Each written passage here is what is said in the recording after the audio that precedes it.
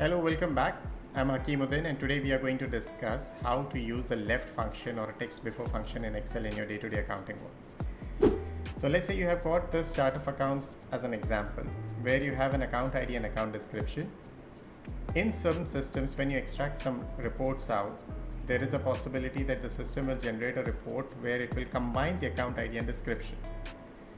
Now, how do you separate the account IDs from it? So let's say if you're using the left function, so you can type is equal to left, select the text and the number of characters you want to return. So let's say the account ID is made up of 5 characters as an example. So you select 5 and enter. So that's how it will help you extract the account IDs.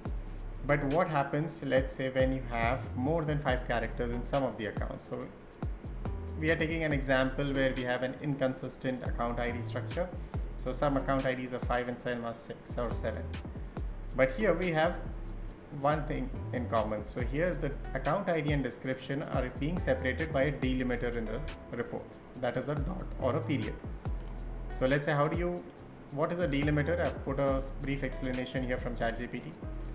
Now, how do you use a text before function and how can it help you now extract the account IDs even if they are inconsistent? So let's say use text before, open parenthesis, select the text, comma, what is the delimiter from where the text needs to be split.